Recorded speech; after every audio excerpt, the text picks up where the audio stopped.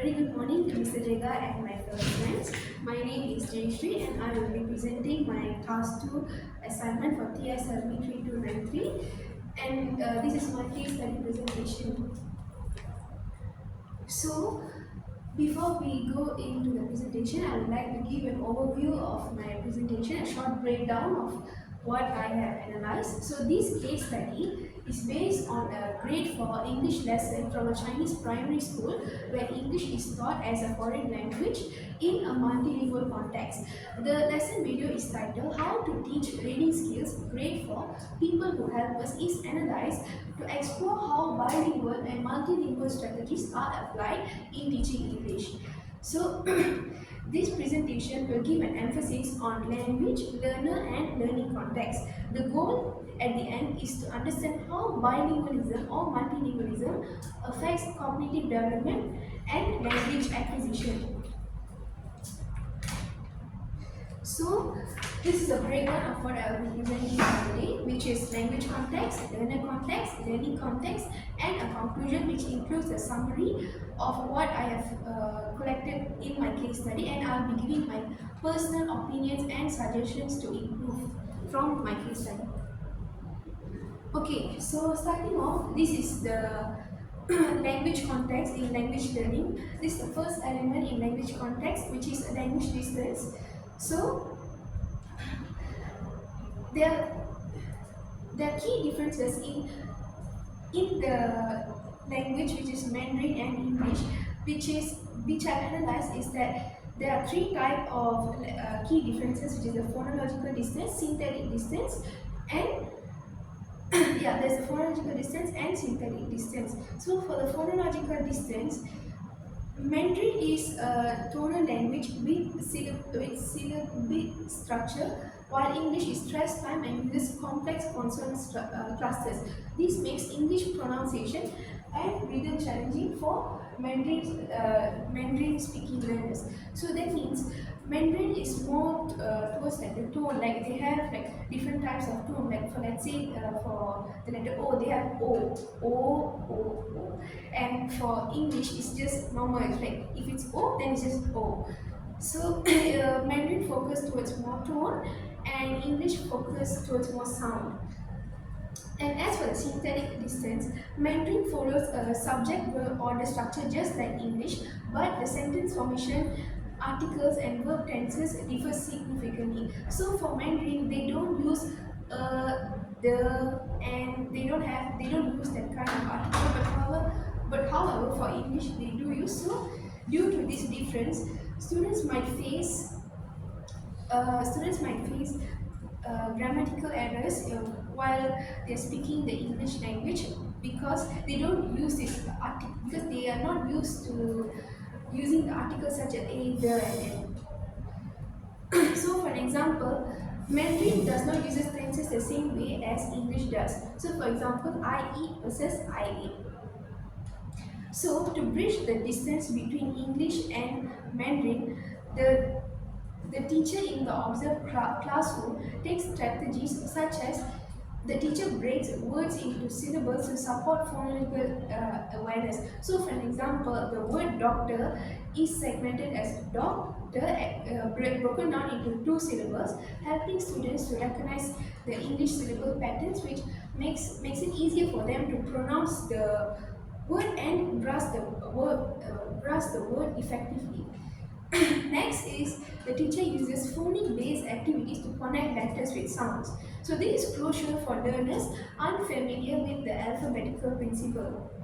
And next, the teacher also uses hand gestures and visual cues to help link meaning to spoken words, reducing cognitive load from language distance. And for the next element of language context is dialect and register. So students' home dialect versus school language. So many students in China speak regional dialects such as Hokkien, Cantonese or other local Chinese varieties at home. However, in school, standard Mandarin is the primary medium of instruction, while English is taught as a third language. These dialects differ significantly from both Mandarin and English in pronunciation, grammar and sentence structure, which can interfere with learning formal English, this is where students will face difficulties in acquiring the English language, where they will face difficulties in building let's say a sentence structure, or having difficulties in grammar and so on. So students may transfer so when students learn English, they may transfer features from their home dialects into English, resulting in these issues or not cerebral. So for the next one is the use of formal English in the classroom. So to manage this, the teacher in the observed classroom consistently uses a simple and formal registered reading instruction. Sentence structures are repeated frequently and students are guided to respond in full grammatical correct phrases. So for example, from the video, students practice Q&A formats such as what does a firefighter do? A firefighter helps people. So this promotes use of formal English and helps students distinguish between casual speech used at home and the academic language required in school. And for the next one is language status and attitude. English is viewed as a high status language in China, often linked to global communication, academic success, and better career prospect. This societal perception significantly influences how English is taught and received in school. So that means English is viewed as a prestigious language because it is known to bring career advancement, and then it also gives opportunities for people to grow further, and then people can also get a higher salary maybe because they can speak English. So this will motivate them to also learn English, although it is considered a third language in China. So in the observed classroom, both the teachers and students exhibit strong positive attitudes towards learning English. It is not treated merely as a school subject but embraced as a valuable life skill because it may bring them benefits when later on in the future. So the teacher emphasizes this by clearly stating that we speak English in English class and Chinese outside. So that means in the class, the students are encouraged to only speak English as they don't speak English outside of their classroom. So when they speak English in their classroom, they will be able to enhance the English language and understand the language better as they don't speak it outside of their classroom. So that is why the teacher implements these rules so that they can improve further.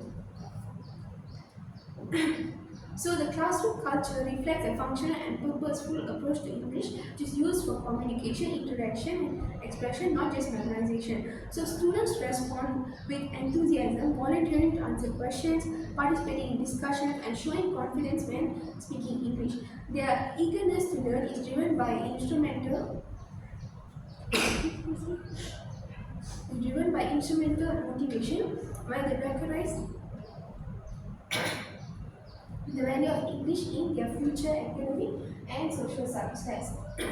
This positive attitude enhances engagement, language retention, and cultivates a sense of ownership and pride in using English. Over time, such a mindset contributes to more effective and meaningful language acquisition.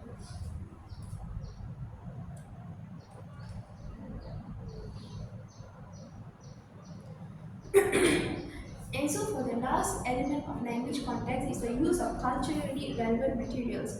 So the observed classroom in the video integrates culturally familiar themes and references to support language learning. This helps bridge the gap between students' first language, which is the L1 Mandarin, and the target language English, making new vocabulary and concepts more relatable. One key resource of the culturally relevant material is the RAS Kids reading book program, where it is specially designed for Chinese students as it includes like stories,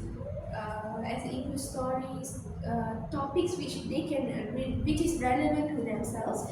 So which teachers use to assign level English books based on students' reading ability. So in the observed lesson, the teacher uses scaffolding in the L1 to support understanding. So for an example, when introducing the English word doctor, the teacher quickly refers to the Mandarin equivalent to the word doctor, which is issue, to ensure comprehension and reinforce meaning. So when the teacher is let's say introducing a new vocabulary to the student, like let's say for the word doctor, as I mentioned earlier, the teacher also mentions the word in Mandarin as well, so that the students can get a better picture of the word and they would understand what the teacher is trying to explain about the vocabulary to them, so they will understand it better. So, culturally relevant materials and relevant references help students to stay engaged, confident, and motivated, especially in early stages of language acquisition. So, these strategies show respect for cultural backgrounds while promoting effective second language learning, aligning with best practices in bilingual and multilingual education. So, I think integrating this cultural relevant material is also good because students won't think of like while learning English they are also like remembering their roots of learning Mandarin. So I think it's a good way to integrate these cultural relevant materials while learning English so that they don't think of it as like they're forgetting their roots by learning English and so on.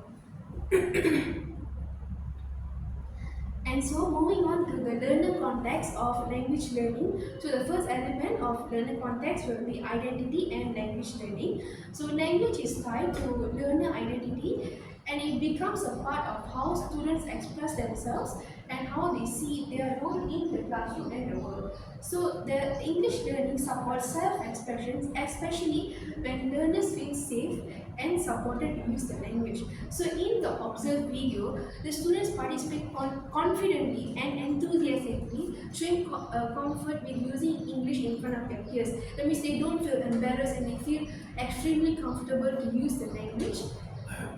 So this confidence reflects a positive language identity where students view themselves as capable English speakers. Although they are weak, although they may be weak in the language, but they will be still they still will be willing to try because they have other peers that who are also speaking English, so they will also be motivated to speak the language although they might be weak in themselves.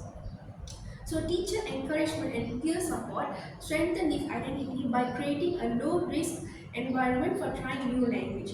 So a strong positive identity as a language learner increases motivation, engagement, and willingness to take linguistic risks.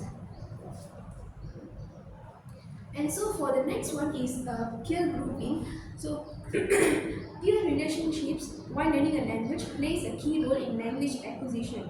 So the teacher in the observed classroom actively promotes peer interaction through structured discussion formats.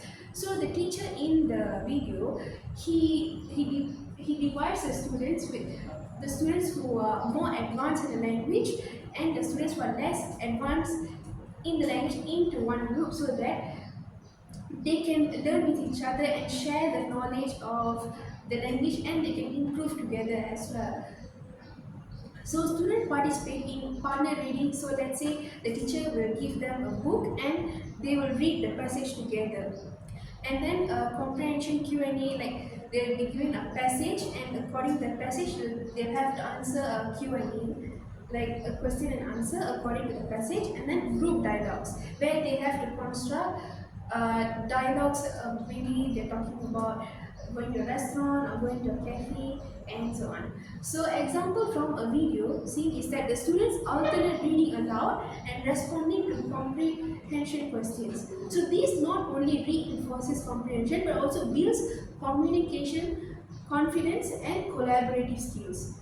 Group engagement fosters a sense of shared responsibility and models language use among peers. So the next one is home support, where vocabulary development is reinforced outside of the classroom. So for an example, student shows familiarity with terms like often and neighbors. Because in the video, they are learning about people who help us. So in the classroom, without the teacher introducing all this new vocabulary, then the teacher asks them, do you know like the people who help us? Then they list up words such as orphan, neighbors, doctor, firefighters. So that means they already know even before the teacher started teaching them the new vocabulary. So that means they have been learning outside of the classroom. So children demonstrate prior exposure to related vocabulary and ideas, indicating home-based reinforcement where they learn at home with their parental support. So parental involvement likely includes reading the children at home, such as English storybooks like Helping Hands or My Neighborhood. So parents also expose their children to English through media such as animated cartoon like Peppa Pig, and then educational YouTube videos, and then songs such as If You're Happy and You Know It. So, and then encouragement and support for homework and school projects related to English, where parents guide the children, the students can improve better in the English. And then parents also training their children to have casual conversations at home so that they can reinforce classroom vocabulary, and also a supportive parents building a supportive home environment which contributes to bilingualism by providing repeated exposure and use of English in meaningful everyday context. So these reinforcement at home builds students' confidence, fluency in the language, and also willingness to participate actively during English lessons. So the next element is diverse needs and goals. So students in the observed classroom display a range of English proficiency levels. Some may be advanced, where they can answer fluently in full sentences without needing. So moving on to the next element, which is diverse needs and goals, where the students in the observed classroom display a range of proficiency levels, where some are advanced in the language, where some can answer fluently in full sentences, while others who are less advanced in the language or weaker, they require more additional support to be fluent in the language. So to address this diversity, the teacher in the observed classroom applies differentiated instruction strategies such as group work that mixes students of varying abilities, where, as I mentioned earlier, the teacher puts the students who are less advanced and the students who are more advanced into one group, so that there is peer learning and they can help each other with what they are weak in, and then they can also share knowledge with one another and improve the English language together, so they can be fluent together both. And then the teacher also tailors question based on the language readiness. So for the ones who are more advanced, the teacher gives advanced activities such as building on full sentences and so on, or maybe writing a paragraph. And for the ones who are weaker, the teacher provides maybe a fill in the blanks worksheet or something like that. And then the teacher also provides scaffolding support for lower proficiency students. So these strategies ensure that all learners can actively participate and build confidence and make sure no one is left out throughout the lesson. So the teacher also integrates gamification to boost motivation and cater to students' learning goals. So there's two types of motivation which I have found. So the first one is learning English to connect with others and be part of the English speaking community. It's a motivation where you do it out of your will. It's something that you want to learn. You want to learn the language on your own, although you don't get anything out of it. And the next one is the instrumental motivation, where you are motivated because there's a reward or there's a benefit out there for you because of doing this thing. So that's why you're motivated to maybe use English or learn the language.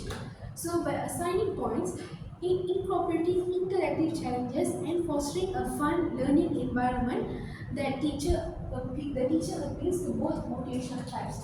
So this dual approach not only maintains student engagement but also promotes practical language use across various levels of ability and purpose. So moving on to the last context, which is learning context of language learning. So the first element of learning context is language styles, where the teacher in the classroom applies a multimodal instructional approach to cater to different learning preferences, where this multimodal instructional approach he combines a lesson which he can cater to visual learners, auditory learners, and kinesthetic learners. So as for visual learners, the teacher uses PowerPoint presentations and word walls to display key vocabulary and sentence structures. He also uses visual storytelling for the children through illustrated reading materials such as books from the RAS Kids program. And the next one is charts and diagrams that explain grammar rules or vocabulary categories so that the students can understand effectively. And as for auditory learners, the teacher provides listening tasks such as audio stories or teacher-led reading sessions, where the teacher asks the student to read aloud in class. And then for the next one is repetitive pronunciation drills and oral storytelling to reinforce sound and meanings, where the teacher asks to repeat the word again and again for students so that they can absorb it and then learn the word. Then the next one is classroom discussions and question and answer formats that promote listening comprehension. And as for kinesthetic learners, the teacher provides role-playing activities such as acting out scenarios involving community helpers. So let's say the teacher asks to act out as a firefighter or a doctor.